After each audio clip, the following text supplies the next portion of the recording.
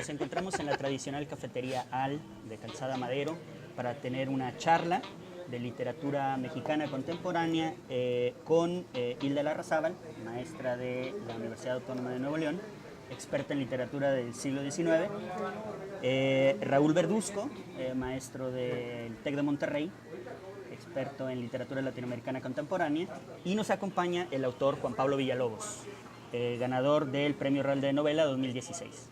Bienvenido a Monterrey, Juan Pablo. Hola, gracias.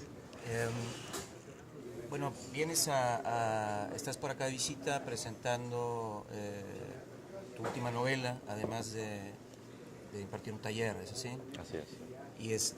Y bueno, platícanos un poco de tu obra. Tienes 4 novelas publicadas en español, sí, y un texto además en portugués, ¿cierto? Sí, así es. ¿Cómo ha sido tu experiencia en el mundo, bueno, pues más que nada en el mundo de la edición? Es decir, tu relación entre la producción que tú realizas, tu trabajo pues manual, ¿no? La talacha, digamos, de la escritura, y toda la burocracia que implica este proceso, porque bueno, entras al circuito literario, digamos, con una editorial de primer nivel, ¿no? De alcance internacional, que bueno, que ya muchos quisieran, ¿no? Entonces, bueno, cuéntanos un poco.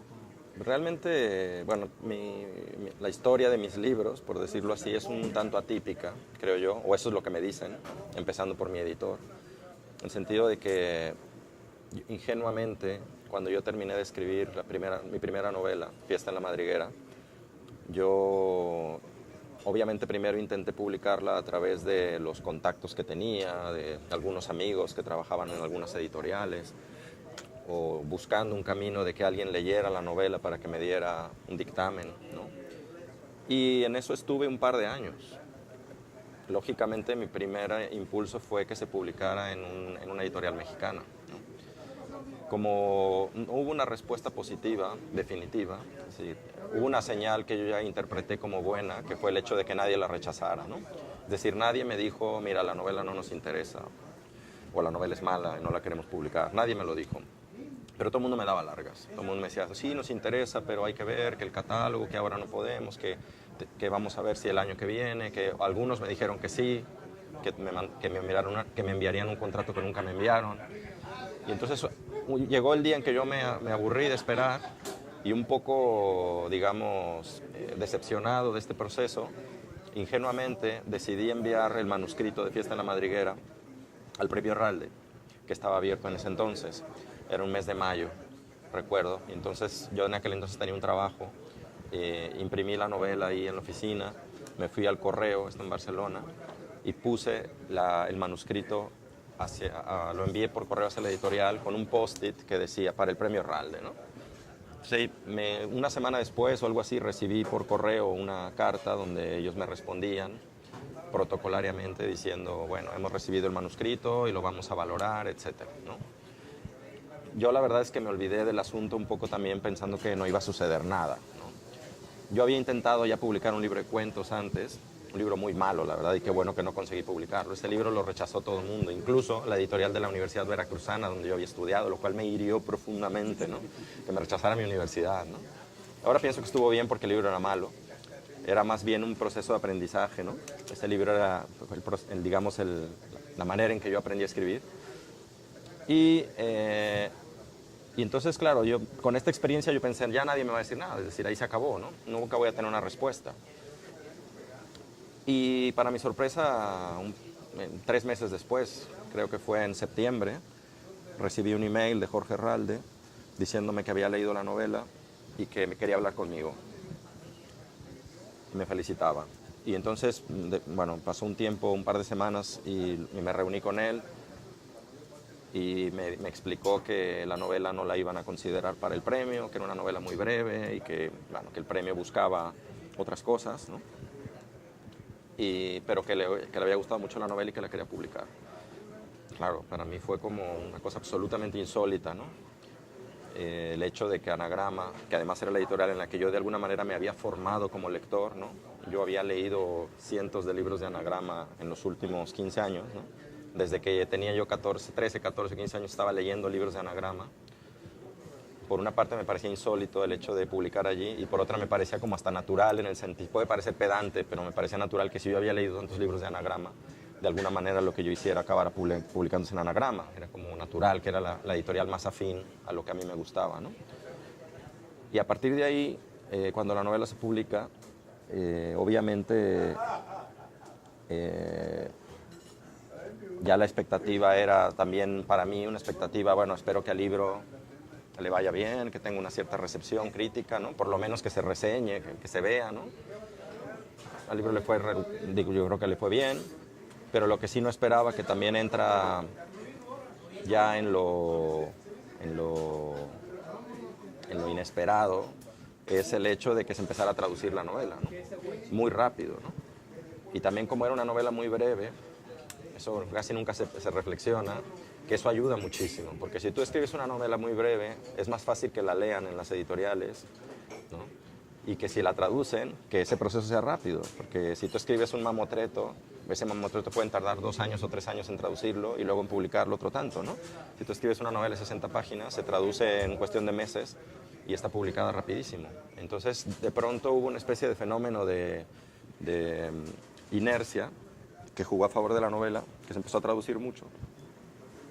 Luego hubo una nominación a un premio en Inglaterra de la traducción al inglés, que también ayudó mucho, y de pronto la novela estaba traducida a 15 idiomas, ¿no? O sea, todo pasó como muy rápido. O sea, en este sentido, digo que la historia de mis libros empieza con esto y es un tanto atípica, ¿no? Porque no tenía un agente, no fue a través de contactos. Yo no tengo una estirpe literaria, yo no soy hijo de nadie, pues, ni vengo de una élite cultural, ¿no? Yo ni soy del DF, ni, ¿sabes? Ni tengo un apellido que todo el mundo dice, claro, ¿no? Es escritor porque es hijo de políticos, o es hijo de otros escritores, o de un filósofo. Entonces, a partir de ahí, bueno, claro, ya escribir los otros libros fue un proceso totalmente diferente, porque ya sabía que a menos de que escribiera algo pésimo, los libros iban a seguir publicando, ¿no? En Anagrama o en otro lugar, ¿no? Y ese fue el recorrido hasta escribir No voy a pedirle a nadie que me crea, que fue una novela que yo desde el principio, cuando empecé a escribirla, tenía una ambición de que se convirtiera de alguna manera en una novela que sintetizara todo lo que yo había venido trabajando hasta ese momento y que diera el salto también a escribir sobre Barcelona, a crear una novela a medio camino entre la tradición literaria mexicana y la tradición literaria catalana y española. Y cuando ya iba por ahí de la mitad o más adelante, pensé que la novela quizás podría tener posibilidades para el premio y decidí presentarla al premio, ¿no? Y es la historia. Bueno, una cosa que te queríamos preguntar, ¿qué pasa con las traducciones? Tú participas en el proceso de traducción, tú también eres traductor. ¿Cómo han sido las traducciones de tus obras? Yo tengo una cierta experiencia, digamos, traduciendo del portugués. Yo viví en Brasil 3 años y mi compañera es brasileña, ella es traductora. Entonces estoy familiarizado, digamos, un poco con el mundo de la traducción. Y empecé a traducir, la verdad, primero, más que por oficio, por ganas de compartir con los lectores en español algunos libros que yo iba descubriendo, ¿no? Fue como un impulso muy genuino de decir, libro me encantó y no está publicado en español, ¿no? Y entonces, como yo ya tenía ciertos contactos en aquel entonces del mundo editorial, empecé a hablar con los editores y a proponerles cosas, ¿no? Entonces, felizmente, algunas editoriales fueron receptivas a esto. He publicado algunas traducciones en Sexto Piso, en Océano, en Anagrama mismo. Y esto, digamos, ya con la experiencia que yo tenía de publicar mis libros en otros idiomas y de la relación que yo tengo con los traductores, me da una cierta visión sobre el proceso de traducción, ¿no? Yo participo poco en las traducciones que se hacen de mis libros, o sea, no soy muy intrusivo, no me gusta, porque yo creo que la traducción es una versión del libro, ¿no? O sea, yo concibo al traductor como un escritor, o sea, yo no lo veo como un simple, digamos, puente entre la versión original y la versión traducida, yo lo veo como un creador, ¿no? Y más en mis libros, donde hay mucho argot, muchas referencias culturales, mucho lenguaje de la calle, si no hay posibilidad de hacer una traducción entre comillas literal, ¿no? No funcionaría. O sea, hay que hacer una adaptación. el humor que hay en mis libros a veces pues no funciona si se traslada directamente, es decir, el chiste, entre comillas, se tiene que contar de otra manera, se tiene que adaptar culturalmente, ¿no? Y ahí es cuando yo puedo participar con los traductores, algunos de ellos incluso se han hecho amigos míos, ¿no? En el proceso de discutir los libros. Normalmente ellos me buscan y hacemos conversaciones por Skype o por email, hablando sobre las dudas que tienen en el libro y sugiriéndome cosas. Oye, mira, veo que aquí pasa tal cosa y lo puedo adaptar de esta manera, me piden mi opinión, ¿no? Yo normalmente les doy libertad, o sea, yo creo que ellos tienen que trabajar con un margen de libertad. La idea esta del autor que se mete mucho y que castra al traductor me parece horrible. Yo la he sufrido como traductor y eso es realmente muy desagradable. Y en algunos casos ha pasado con Te vendo un perro una situación, por ejemplo, muy interesante, que es que en Te vendo un perro hay una tertulia literaria, un grupo de viejos que leen El Palinuro de México, ¿no? Y claro, cuando empiezan a la novela, se empiezan a vender los derechos para traducción, yo tenía la preocupación de que ese libro, que ni siquiera es muy conocido dentro de la tradición literaria mexicana, ¿no? Claro, el nombre Fernando el Paso y todo lo que quieras, pero la verdad es que es un libro que no mucha gente ha leído. Al trasladarse a otras tradiciones literarias, cuando llegara al lector en Inglaterra, en Estados Unidos, en Brasil, en Francia, iban a decir, ¿esto qué es, no? Y que eso los expulsara del libro, como que dijeran, este no es un libro para mí, es un libro demasiado erudito o con referencias culturales que yo no entiendo y me estoy perdiendo lo que dice el libro, ¿no? Entonces, hablando con mi traductora al inglés, con Rosalind Harvey, le sugería que buscáramos otro libro para que fuera una referencia de la literatura universal, por decirlo así, que cualquier lector pudiera entender y que yo sugeriría a todas las editoriales que utilizaran esa traducción.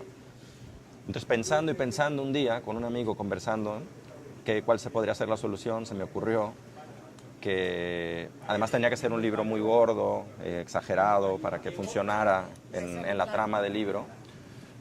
Y pensé en una edición de En busca del tiempo perdido de Proust, donde supuestamente están los 7 libros todos publicados, y que de hecho sí existe en Francia. Después el traductor el francés me envió una foto de la edición francesa, que está en papel de Biblia, y aún así es una cosa monstruosa, ¿no? Y entonces, claro, de pronto pensé que la idea del tiempo perdido funcionaba muy bien en la novela, porque son viejos y todo el tiempo están hablando, de alguna manera, de la memoria, están hablando de lo que pudo haber sido y no fue. Y hay unos diálogos donde hay un momento en la novela en que esos libros desaparecen. Y hay un diálogo en particular donde la líder de esa tertulia le grita al protagonista, devuélvame los palinuros, ¿no?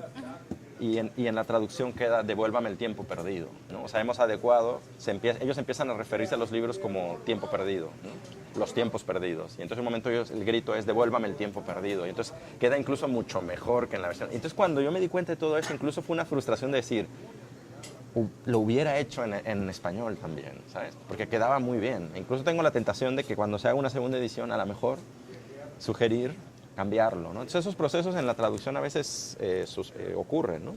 Y en ese sentido, ¿qué tan apegado eres a tu texto ya como objeto terminado? Porque, bueno, esta duda que estás presentando me parece muy, muy legítima, ¿no? Pero tiene que ver en qué tanto quieres mantener el texto como lo habías hecho originalmente, o si te da igual. O sea, ¿qué tan apegado eres a esto? No soy nada apegado en realidad. Si hay una solución que a mi manera de ver le da un sentido distinto al libro del original, pero que también me gusta, yo lo acepto. Y de hecho, bueno, para mí los textos están abiertos, ¿no? Siempre me preguntan, bueno, ¿cuándo sabes que un libro está terminado? No sé, es por hartazgo en realidad, vamos a decir la verdad. Uno ya no puede más. Es como escribir también una tesis o lo que sea, ya no puedes más y dices, ya está, no lo voy a mover, está mal, yo sé que ya faltan cosas, pero no tengo paciencia ni ganas de dedicar más tiempo a esto, ¿no? Y de alguna manera también ya te das cuenta que estás redundando, que ya lo que mejoras ya es simplemente, no afecta en nada a la calidad del texto, ¿no? Que ya está. Entonces, claro, pero una vez que está terminado, en el caso de las traducciones o de las reediciones, sí hay la posibilidad de pronto de retocar alguna cosita.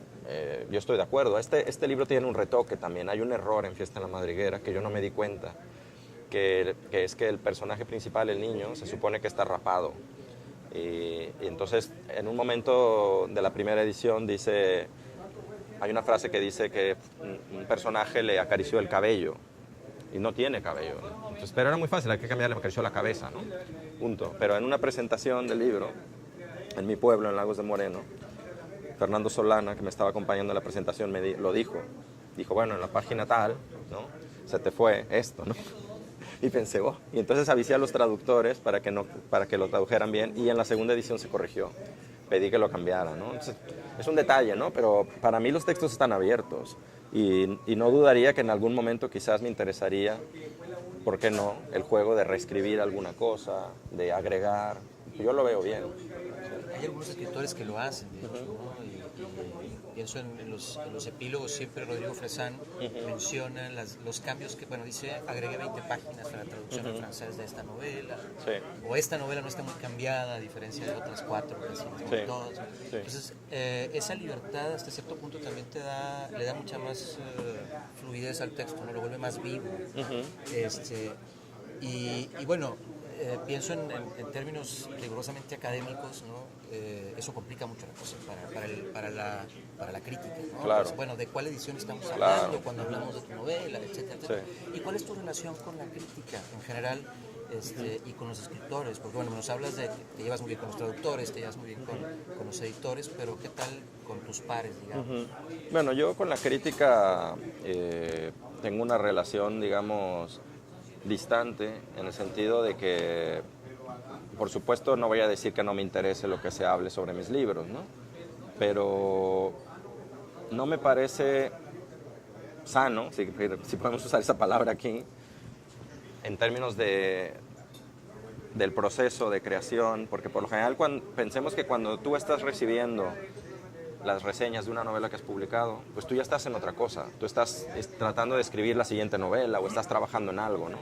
Y entonces quizás a mí me parece que el estar muy atento a lo que se habla y lo que se dice de tu trabajo puede afectar el proceso de lo que estás haciendo en ese momento, ¿no?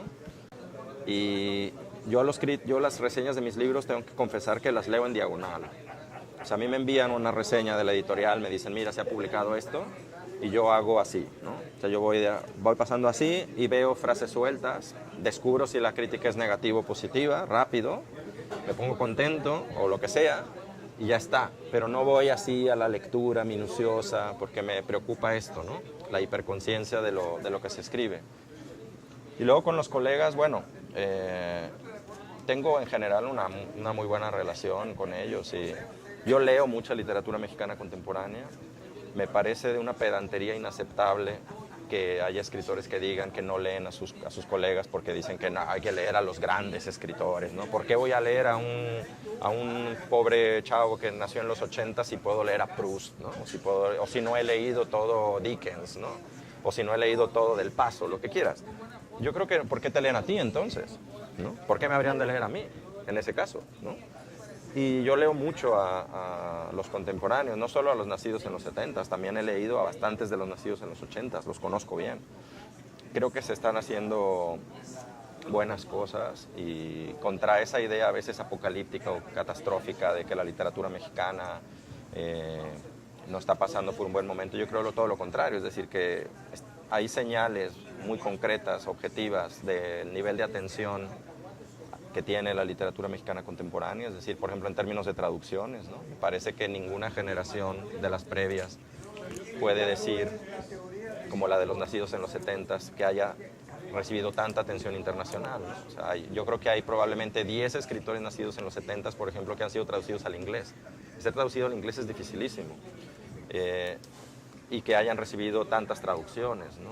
Y en el caso de mi generación, eso me parece que es una señal, no necesariamente de calidad literaria, de que seamos mejores, no estoy diciendo que seamos mejores que los otros, pero sí de que algo ha pasado en el sector editorial, en la percepción sobre la literatura latinoamericana de una manera más general, y dentro de la latinoamericana la mexicana es una de las digamos, de las principales, que ha hecho que las editoriales europeas, americanas y de otros lugares se interesen por lo que estamos haciendo nosotros, y también los nacidos en los 80. Ya hay nacidos en los 80 traducidos, ¿no? Que también ha sido muy pronto el fenómeno.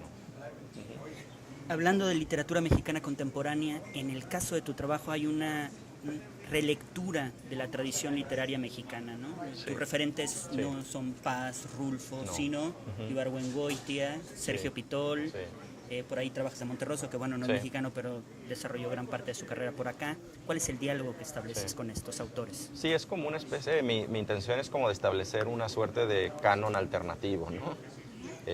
Evidentemente mi literatura trata de huir de una idea solemne de la literatura y el canon mexicano es muy solemne, ¿no? Como todo canon, ¿no? Bueno, hay gradaciones, pero creo que el mexicano particularmente es bastante solemne, ¿no?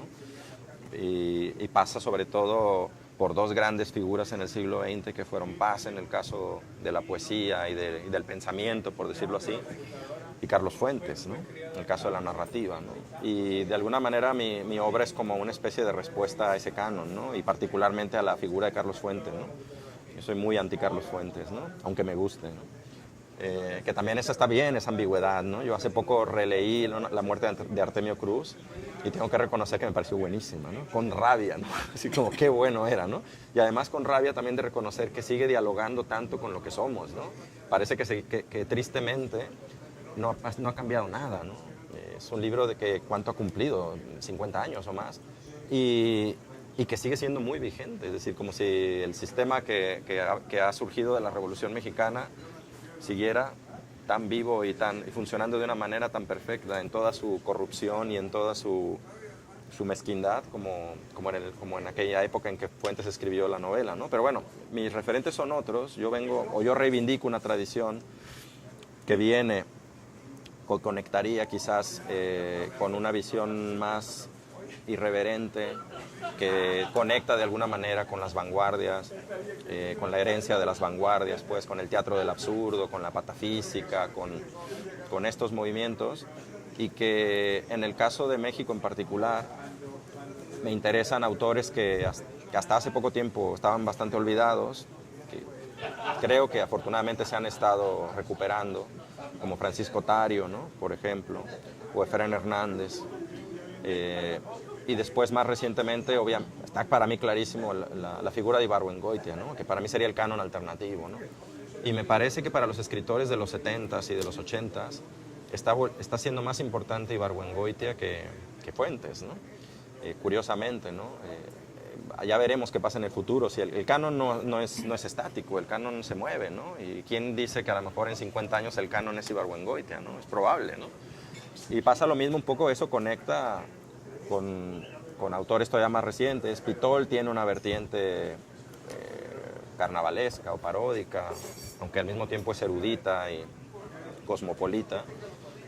Y Sada también tiene algo de este humor muy mexicano que juega a nivel del lenguaje, ¿no? A mí me interesa mucho Sada porque a veces el humor sucede a nivel de la sintaxis, ¿no? Así a veces te da risa dónde puso unos 2 puntos, ¿no?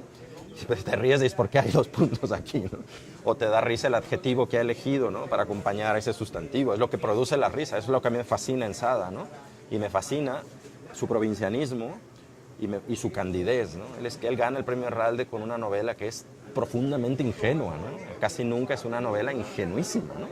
Y que hace literatura de esa ingenuidad, ¿no? Una ingenuidad relacionada con lo sexual y con lo erótico, de lo pueblerino. Y como yo soy de pueblo, yo conecto mucho con Sada, ¿no? Aunque Sada obviamente es del norte, yo soy del occidente, no tiene mucho que ver, pero en esa visión ingenua pueblerina sí que me apropio de Sada también, ¿no? Hay un epígrafe de Sada en Te vendo un perro, ¿no? Entonces, bueno, yo trato de dialogar con esa tradición más irreverente, pero tampoco voy a decir de manera fanática que no puedo leer a Fuentes o a Paz o digamos a los que conforman el canon, ¿no? En esa misma línea, pensando en cánones alternativos y demás, me pregunto y te pregunto acerca de esta noción de lo que los británicos llaman highbrow y lowbrow, ¿no? Digamos la alta literatura y la literatura popular. Parecería que esta apuesta por el canon alternativo parece una suerte de rescate de esto que se considera tradicionalmente más popular, ¿no? Más lowbrow.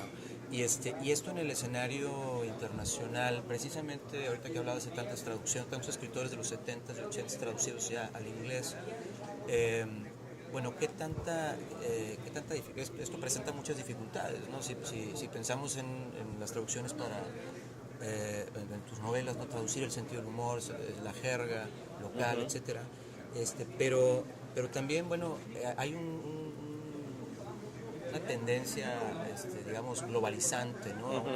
En la estética. Vemos que hay este fenómeno que se ha rescatado de la literatura mundial, ¿no? Desde principios del siglo XXI, ¿no? Que me pone a pensar un poco la relación que hay entre estas estéticas que son retadoras para poderse llevar a otros países, o a otras lenguas más bien, y al mismo tiempo este afán, pues, de que los lectores entiendan.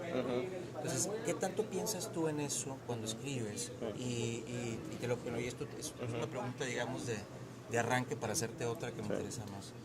Pues a ver, yo lo que intento hacer es mezclar, por decirlo así. En el caso, por ejemplo, de No voy a pedir a nadie que me crea, claramente es una novela en la que yo lo que me propuse es poner en el mismo nivel de diálogo el lenguaje, el discurso del crimen organizado con el discurso empresarial, ¿no? Esta visión neoliberal del mundo, que en el caso del lenguaje se manifiesta a través de frases en inglés constantemente, de decir follow-up, de decir startup, ¿no? Los proyectos, ¿no?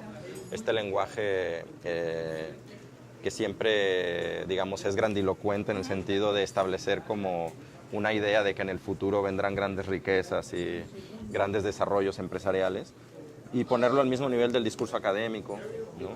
Y del discurso literario, ¿no? Es decir, me parecía que en ese sentido la convivencia de esos discursos juntos, ¿no? A nivel de los diálogos, por ejemplo, produciría un efecto humorístico, ¿no? A mí eso es lo que me interesaba, ¿no? Cómo convivirían estos diferentes discursos, ¿no? Y también el discurso popular con el discurso de alguna manera de la alta cultura, ¿no?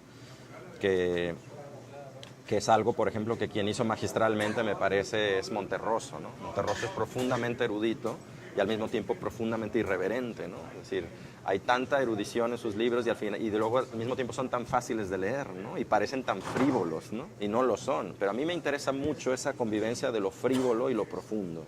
Yo creo que ahí, desde mi punto de vista, ahí está todo lo que yo hago. O sea, en esa convivencia de lo frívolo con lo profundo, ¿no? Y claro, uno sería deshonesto decir que no pienso en el lector cuando escribo, porque al final sí se piensa en un lector. La idea así de Eco, así de Humberto Eco, del lector modelo, ¿no? Esta idea de, bueno, ¿quién puede realmente, de alguna manera, hacer una lectura en el mismo nivel de aquello que tú pretendías transmitir, ¿no? Tú vas modelando una especie de lector que, con el caso de las traducciones, por supuesto que se complica. Yo pienso en un lector en la tradición mexicana, ¿sí? O ahora cuando escribí No voy a pedir a nadie que me crea, también un lector que al mismo tiempo conviviera con la tradición mexicana y la española o la catalana, ¿no? Y yo sé que se van a perder cosas, ¿no? En el camino, pero bueno, en todo libro sucede, ¿no? Y ganará otras, ¿no? Pero ya con las traducciones tú no puedes detenerte a pensar si esto después resulta que va a ser difícil de entender en tal o cual contexto o imposible de entender, ¿no? Eso ya será una tarea del traductor, ¿no? Y yo acepto que en algún momento dado alguna de las editoriales que me publica pueda decir, mira, este libro no lo veo, ¿no? Este libro no va a funcionar en nuestro país porque es demasiado X, ¿no? Juega demasiado con unos elementos que aquí no se entienden, ¿no? Y bueno, en Te vendo un perro, de hecho, juego mucho por ejemplo, con toda la teoría estética de Adorno, ¿no? Y con las notas de literatura de Adorno. Y claro, esto en el caso de la traducción al alemán, ¿no? Funciona de una manera muy curiosa, porque por una parte el editor alemán vio allí, ¿no? Dijo, esto me interesa mucho, ¿no? Esto va a dialogar mejor quizás con los lectores alemanes, pero al mismo tiempo, cuando se iban a traducir, en algún momento le tuve que decir al traductor al alemán, no uses la frase original de Adorno, no sirve en el contexto de la novela, ¿no? Traduce la mía, que es un poco ridículo, ¿no? Es como mistificar y como dar una vuelta a todo para que funcionara en el texto de ficción lo que yo había dicho de Adorno en la traducción al español, que como todos sabemos Adorno es muy difícil, ¿no? Es muy críptico, muy oscuro, y entonces, claro, traducirlo es un infierno. Y ahí funcionaba al nivel ya de la broma, ¿no? De que la cita era una broma. Bueno, en tu última novela, desde el título tenemos una parodia del pacto autobiográfico. El personaje se llama igual que tú, va igual que tú a estudiar un doctorado a Barcelona, y de repente se rompe el pacto autobiográfico y tenemos, bueno, una organización criminal que hasta va a dictar tu tema, te va a cambiar el proyecto de tesis. Sí. ¿Cómo ves esta parodia, no nada más, bueno, también a nivel de géneros? Bueno, por una parte, yo tenía mucha conciencia de lo que estaba haciendo. Yo había hecho mi tesis de licenciatura sobre esto, sobre las memorias de Fray Servando Teresa de Mier, y yo había reflexionado justamente sobre, bueno, toda la teoría de la literatura íntima, ¿no? Particularmente autobiografía, diario, memoria y también género epistolar un poco. Entonces lo tenía, toda esa teoría funciona en la novela, pero eso había sido hace muchos años y también había, pero lo que sucedió para que yo me propusiera escribir esta novela realmente no fue un interés académico, sino fue un cierto hartazgo de un discurso que empezó a ser hegemónico en el medio literario editorial, que era el de digamos, la preeminencia de los libros de literatura íntima, ¿no? De pronto hubo muchísima autoficción, hubo mucha literatura autobiográfica en las mesas de novedades, y hubo un cierto discurso que valoraba más ese tipo de libros que la novela tradicional, vamos a decirlo, ¿no? Como que la ficción empezó a ser relegada, ¿no? También en los lectores de pronto empezó a haber un cierto discurso de decir, prefiero que me cuenten cosas verdaderas, ingenuamente, ¿no? La literatura de la experiencia, ¿no? Aquello que realmente se vivió. Yo puedo, como una visión inocente, de decir, es que yo puedo aprender cosas de allí, ¿no? Porque esto sucedió y entonces como que yo saco una lección de vida, ¿no? Y a mí la ficción, ¿qué me dice, no? Porque claro, es mucho más ambigua, la ficción no es didáctica, no es pedagógica en ese sentido, ¿no? Como sí puede serlo de pronto la literatura íntima, ¿no? Sobre todo en este tipo de libros que son de motivación y de superación y tal, ¿no? Entonces, claro, yo me propongo un poco por hartazgo de esto, reivindicar el lugar de la ficción, pero hacerlo con los métodos, las estrategias de la literatura íntima. Entonces, la novela se construye con 4 materiales, que son una novela autobiográfica, o una supuesta novela autobiográfica, un diario y dos series de cartas, ¿no? Por email y por carta tradicional. Entonces, me propongo, digamos, jugar con las convenciones del género, y así como el pacto autobiográfico de alguna manera lo que dice es que el autor está pidiéndole al lector que le crea, ¿no? En algún momento de esos libros siempre hay esta promesa, yo te voy a decir la verdad y tú me tienes que creer, ¿no? Ese es el pacto autobiográfico. Yo lo que hago aquí es un juego y decir, bueno, no voy a pedirle a nadie que me crea, ¿no? Que es justamente como decir, desafiar al lector, es decir, no me importa que no me creas, y jugar con esta identidad de usar de nombre del autor, el narrador y el personaje, pero para una historia que evidentemente es absurda en su nivel de inverosimilitud y que postula de alguna manera como el rompimiento de ese pacto, ¿no? Juan Pablo, gracias por esta charla, por compartir con nosotros tu vida de lector y de escritor. ¿Algo más que quisieras añadir? Bueno, conectado con lo que hablábamos y ahora que estoy aquí en México pasando unos días, en realidad yo lo que he venido reflexionando con todas mis novelas de alguna manera es qué estrategias narrativas o a través de qué recursos podemos contar nuestra realidad, ¿no? Un poco lo que nos está pasando, incluso el contexto político, social o económico incluso. Si viviéramos en un lugar normal es una novela también sobre la economía mexicana, ¿no? Y desde hace unos años estoy un tanto obsesionado con esta idea de lo mal contada que está la realidad mexicana, ¿no? Y bueno, vamos a hablar de la versión oficial, por ejemplo, ¿no? La versión oficial de nuestra historia está llena de incongruencias, de inconsistencias, de vacíos, pero no de vacíos que producen significado, ¿no? Sino de vacíos que simplemente irritan, ¿no? Del no saber qué sucede. Y hace tiempo, hace unos 4 años, quizás o 5, me pidieron un cuento policíaco para una revista americana y yo nunca había escrito así algo de género, así me había obligado a escribir algo de género y entonces pensé, bueno, ¿cuáles son las reglas del género? Y de pronto pensé, no se puede escribir un policíaco mexicano bien, ¿no? No se puede. No se puede contar, ¿no? El lector no podría saber nunca qué está pasando, siempre lo que parece no es, ¿no? Esta gran frase de Sada de porque parece mentira, la verdad nunca sabes que es así, ¿no? Y entonces ahí escribí un cuento donde justamente lo que hacía era teorizar esta idea de que solo se pueden contar las historias mal, ¿no? No se pueden contar bien. Y es un poco lo que intenté hacer en No voy a pedirle a nadie que me crea. No puedo hablar de cómo lo hice porque sería un spoiler sobre el final de la novela, pero sí la intención era poner a funcionar esto, ¿no? Un discurso que va paralelo a cómo se nos cuenta la historia desde el poder, ¿no? Y cómo esta historia está llena de inverosimilitudes, ¿no? De inconsistencias, y cómo entonces, de qué manera un lector mexicano se relaciona al mismo tiempo con la tradición literaria y con la realidad, ¿no? Ahí me parece que hay un conflicto que a mí me resulta fascinante, ¿no? Y bueno, muchas gracias por la invitación. Agradecemos a Juan Pablo Villalobos el tiempo que concedió a Levadura TV y nos vemos la próxima.